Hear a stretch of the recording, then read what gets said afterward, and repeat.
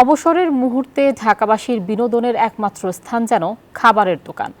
পরিবার, বন্ধু কিংবা প্রিয়জনকে নিয়ে একটু সময় কাটানোর কথা ভাবলেই চোখে ভাসে কোনো রেস্তোরাঁ কিংবা রাস্তার ধারে গড়ে ওঠা খাবারের দোকান। নেই সুস্থ বিনোদনের তেমন জায়গা।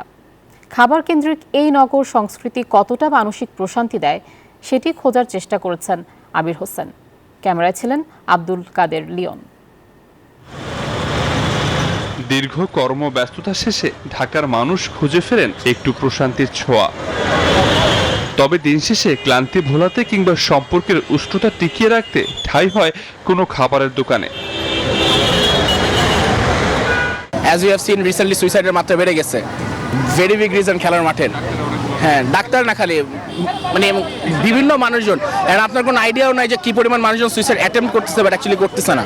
মিরপুরে বড় হয়েছেন শফিক। ছোটবেলায় খেলাধুলা, পাড়া আড্ডা ছিল নিত্যদিনের সঙ্গী।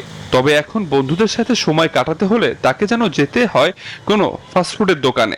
যেমন বর্তমানে রাস্তায় বের হয়েছি, তো আশেপাশে খাবারের জায়গা আছে, যেহেতু আড্ডা দিতে পারতেছি না, সেই ক্ষেত্রে আমরা এখানে খাবার জায়গায় জাঙ্ক ফুডটা খেয়ে ফেলি। তো এছাড়া যে অন্য কোথাও আছে বিনোদনের জায়গা, যেমন রিসোর্ট আছে, বিভিন্ন জায়গায় ক্লাব আছে, সেখানে গেলে আমাদের অনেক টাকা খরচ হয়। সেক্ষেত্রে আমরা ওইটা বের করা সবার পক্ষে পসিবল হয় না। সন্ধ্যায় ছোট সন্তানকে নিয়ে একটু মুক্ত আকাশে হাঁটার আশায় বের হয়েছিলেন এক মা, কিন্তু খোলা জায়গার অভাবে শেষমেশ জায়গা হয় রেস্তোরাঁয়। পর্যাপ্ত বিনোদনের ব্যবস্থা নাই। যেমন আমার বাচ্চাটা এখন ছোট, ও কিছুদিন পর বড় হবে। আমরা ছোটবেলায় কানামাছি, গোল্লাছুট কত ধরনের খেলা খেলছি, কিন্তু আমাদের বাচ্চারা কি ফ্ল্যাট বাসার মধ্যে খেলনা দিয়ে খেলতেছে।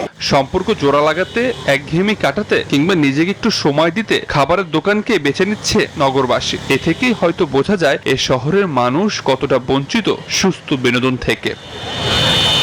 আবির হোসেন, নিউজ 24, ঢাকা।